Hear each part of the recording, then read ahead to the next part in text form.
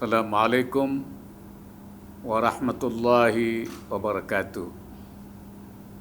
Salam sejahtera untuk kita semua. Bismillahirrahmanirrahim. Yang saya hormati Menteri BUMN, Presiden Islamic Development Bank,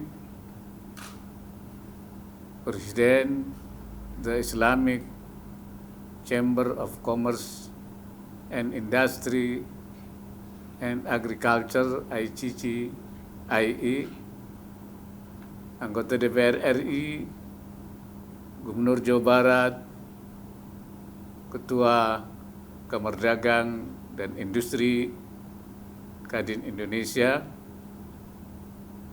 Ketua Majelis Wali Amanah MWA Universitas Padjadjaran, Rektor Universitas Padjadjaran, Ketua Ikatan Alumni Universitas Padjadjaran IKA Unpad,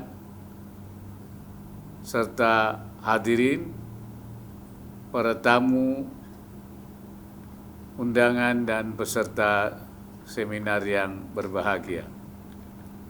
Pertama-tama, marilah kita panjatkan puji syukur kehadirat Allah Subhanahu wa Ta'ala, Tuhan yang Maha Esa, atas segala limpahan, berkah, rahmat, dan karunia-Nya kepada kita sekalian, sehingga kita dapat berpartisipasi dalam penutupan acara The International Conference Tackling the COVID-19 Pandemic, Health, Economic, Diplomacy, and Social Perspective yang diselenggarakan Ikatan Alumni Universitas Padjadjaran dalam keadaan sehat walafiat.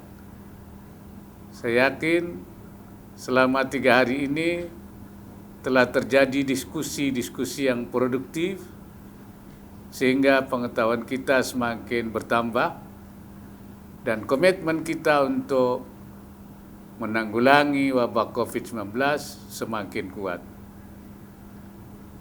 Ucapan terima kasih saya sampaikan kepada Ikatan Alumni Universitas Padjadjaran yang menyelenggarakan konferensi internasional ini dan berkenan mengundang saya untuk memberikan closing speech. Semoga seminar internasional ini dapat memberikan masukan, rekomendasi, dan kontribusi positif dalam upaya penanggulangan pandemi COVID-19. Hadirin yang saya hormati, sejak kasus COVID-19 di Indonesia ditemukan pada tanggal 2 Maret 2020, kasus positif COVID-19 masih mengalami peningkatan hingga lebih dari 1 juta penduduk pada minggu ketiga bulan Februari 2021. Jumlah konfirmasi positif harian berada di kisaran 6.462 kasus hingga 10.614 kasus, di mana jumlah kasus harian per 21 Februari dilaporkan sebanyak 7.300 kasus. Tingkat penyebaran virus COVID-19 masih tinggi, yang ditunjukkan oleh rata-rata positivity rate pada minggu ketiga bulan Februari 2021 yang mencapai 27,27%. Angka ini jauh melebihi standar WHO sebesar 5%. Rata-rata tingkat kematian akibat COVID-19 di Februari 2021 sekitar 2,7%. Semakin membaik dengan penurunan 1,6 poin jika dibandingkan awal Maret 2020. Sementara itu, data rata-rata tingkat kematian seluruh dunia akhir-akhir ini adalah 2,2%. Di sisi lain, tingkat kesembuhan mencapai 85,02%. Kita semua memahami bahwa pandemi COVID-19 mempunyai dampak besar terhadap berbagai sendi kehidupan masyarakat, baik dari sisi kesehatan, ekonomi, sosial, dan aspek lainnya.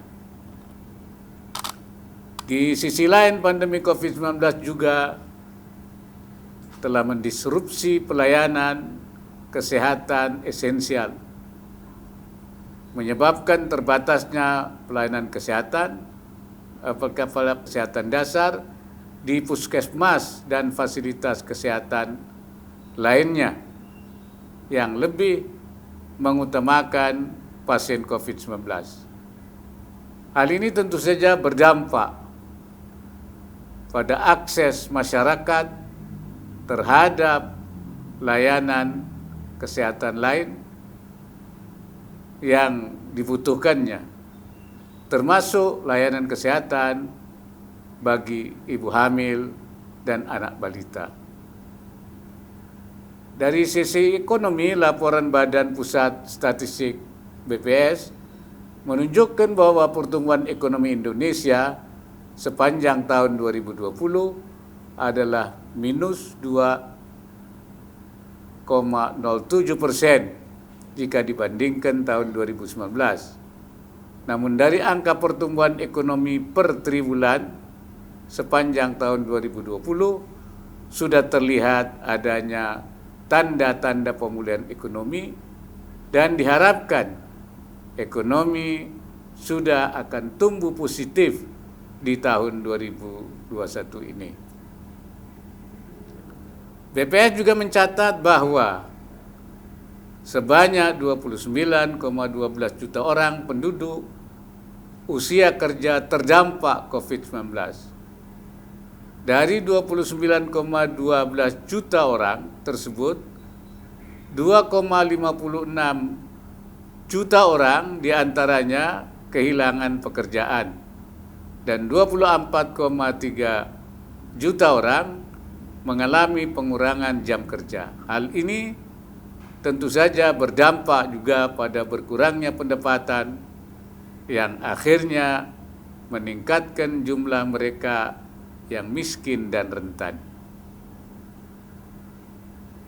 Angka kemiskinan yang baru-baru ini dilaporkan BPS pada September 2020 tercatat 10,19%, lebih tinggi dibandingkan September 2019 yang sebesar 9,22%. Jumlah penduduk miskin meningkat dari 24,79 juta menjadi 27,55 juta atau terjadi peningkatan sebesar 2,76 juta orang selama periode September 2019 ke September 2020. Namun demikian, mereka yang rentan dan membutuhkan bantuan karena kehilangan pekerjaan atau mengalami pengurangan pendapatan diperkirakan jumlahnya meningkat lebih besar lagi. Peserta konferensi yang berbahagia, walaupun sudah didiskusikan dalam konferensi ini, tetapi saya ingin menyampaikan kilas balik tentang apa yang telah dilakukan pemerintah sejak awal pandemi COVID-19. Pemerintah memiliki komitmen yang tinggi dalam menangani pandemi COVID-19 sejak awal terjadinya kasus COVID-19 pada bulan Maret 2020. Pemerintah segera membentuk gugus tugas percepatan penanganan COVID-19 melalui keputusan Presiden Kepres nomor 7 tahun 2020 tanggal 13 Maret 2020 tentang gugus tugas percepatan penanganan coronavirus disease COVID-19, di mana ketua pelaksananya adalah Kepala Badan Nasional Penanggulangan Bencana atau BNPB. Dalam perjalanannya dalam rangka menjaga keseimbangan penanganan COVID-19 dan perbaikan perekonomian, pemerintah menerbitkan Perpres nomor 82 tahun 2020 tanggal 20 Juli 2020 tentang Komite Penanganan COVID-19 dan Pemulihan Ekonomi Nasional atau KPCPEN. Ketua Komite Kebijakan adalah Menteri Koordinator Bidang Perekonomian dan Ketua Pelaksanaannya adalah Menteri Badan Usaha Milik Negara BUMN. Terdapat 2 satuan tugas atau Satgas menurut Perpres 82/2020 tersebut, yakni Satgas Penanganan COVID-19 dan Satgas Pemulihan dan Transformasi Ekonomi Nasional.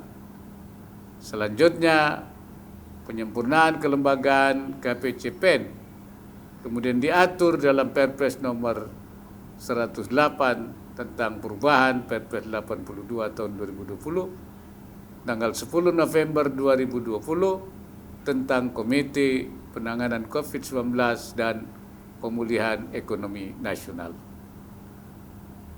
Pemerintah juga menggelontorkan berbagai jenis bantuan untuk menjaga daya beli dan konsumsi masyarakat yang merupakan penopang perekonomian nasional melalui Perpres nomor 72 tahun 2020.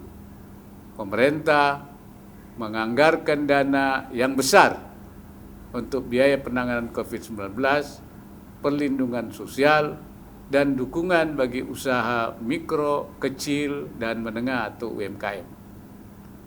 Dari dana program pemulihan ekonomi nasional sebesar 695,2 triliun, lebih dari setengahnya ditujukan untuk memberikan bantuan kepada rumah tangga dan UMKM. Bantuan tersebut disalurkan dalam berbagai program seperti program Keluarga Harapan, bantuan sosial sembako, bansos tunai, kartu prakerja, bantuan produktif usaha mikro, bantuan subsidi upah, bantuan keringanan listrik, dan subsidi iuran JKN kelas 3 pada peserta bukan pekerja PP dan pekerja bukan penerima upah atau PBPU. Selain itu juga telah digalakkan program padat karya. Dari sektor PUPR dilaporkan bahwa hingga akhir Desember 2020 program padat karya tunai telah menyerap tidak kurang dari 630.000 tenaga kerja dan anggaran sebesar 12 triliun.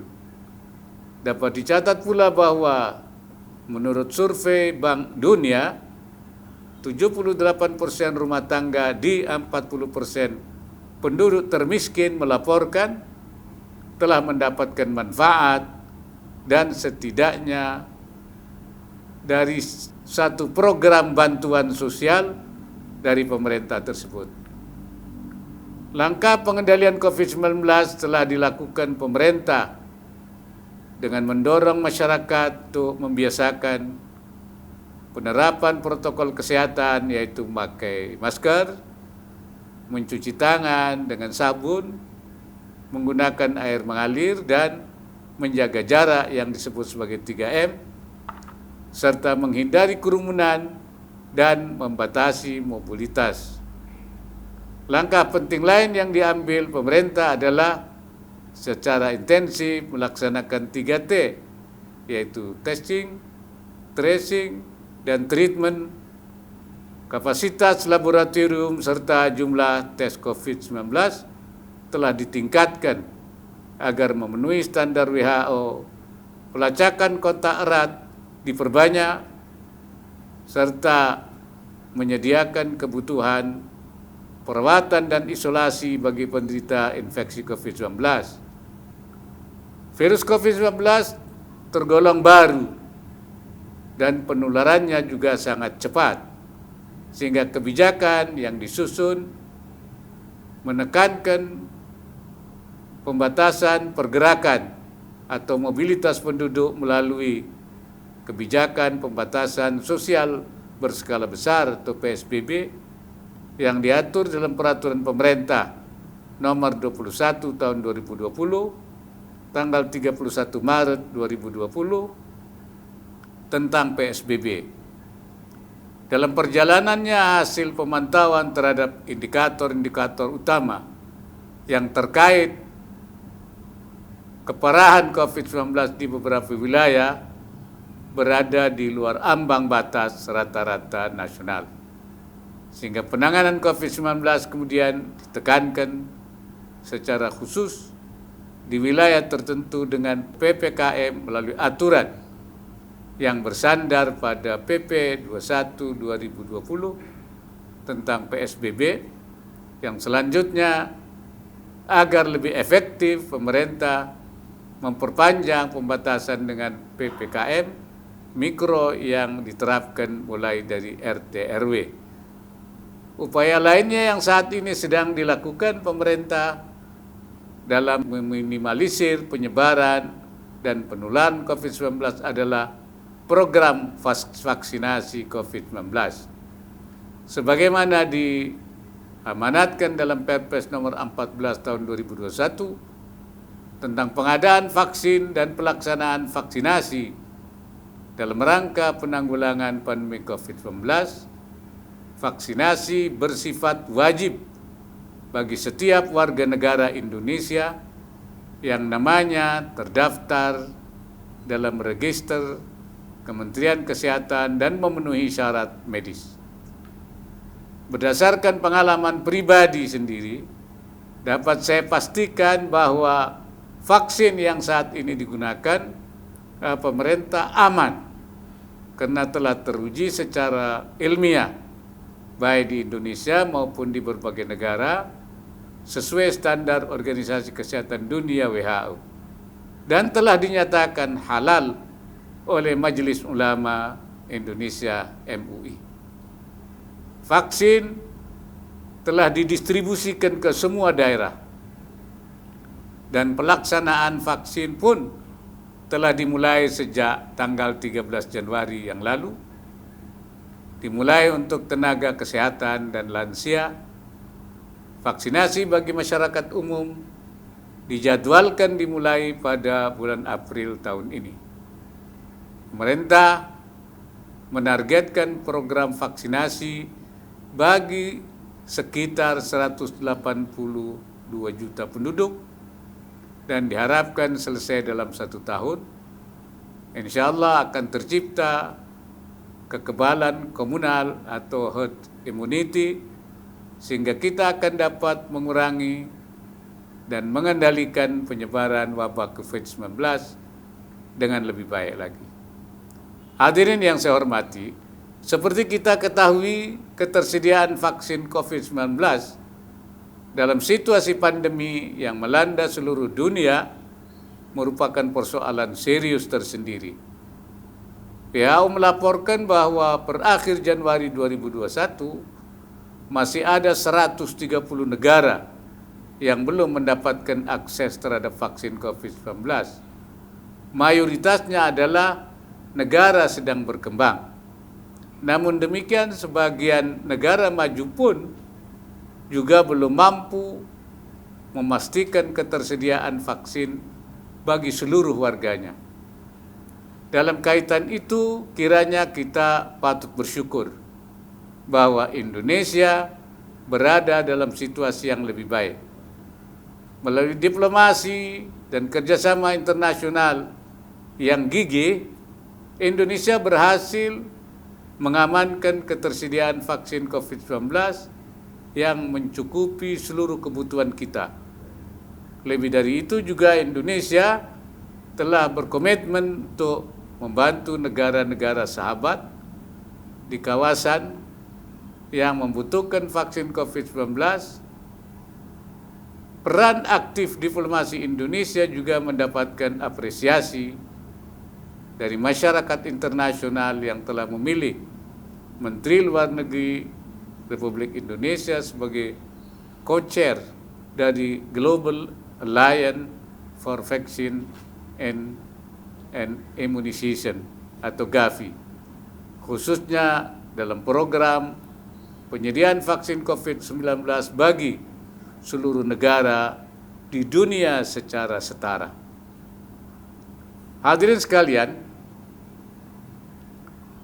pembatasan gerak secara fisik selama masa pandemi ini telah memaksa kita untuk beradaptasi dengan pola dan kebiasaan baru agar tetap sehat dan produktif, antara lain dengan memanfaatkan teknologi informasi. Peran teknologi informasi ini oleh banyak ahli diperkirakan akan semakin mendominasi berbagai kegiatan manusia pada masa pasca pandemi. Saya mengajak kalangan akademisi termasuk para alumni Unpad untuk menjadi pelopor dalam berinovasi dan membangun kesiapan masyarakat untuk menghadapi disrupsi, khususnya yang dibawa oleh revolusi teknologi informasi. Masa pandemi ini harus kita manfaatkan sebagai titik awal memasuki kehidupan new normal yang tidak dapat dipisahkan dari teknologi informasi dalam kehidupan sehari-hari di segala bidang. Penanggulangan COVID-19 akan berhasil jika semua stakeholder, baik pemerintah pusat, pemerintah daerah, akademisi, ulama, dan para pemuka agama, dunia industri, dunia pendidikan, dan seluruh masyarakat bekerja sama dan berkontribusi secara nyata. Saya juga berharap perguruan tinggi, akademisi, lembaga riset, dunia industri terus melakukan inovasi-inovasi di berbagai bidang, khususnya dalam penanganan COVID-19 dan pemulihan ekonomi nasional. Sebagai akhir dari sambutan, sekali lagi saya ucapkan terima kasih kepada Ikatan Alumni Universitas Padjadjaran yang telah menyelenggarakan seminar internasional ini. Semoga Ikatan Alumni Universitas Padjadjaran dapat terus memberikan sumbangannya dalam mengatasi permasalahan bangsa. Tetap jaga kesehatan dan terapkan protokol kesehatan secara ketat. Semoga Allah Subhanahu wa Ta'ala senantiasa meridai setiap ikhtiar yang kita lakukan. Sekian dan terima kasih. Wassalamualaikum warahmatullahi wabarakatuh.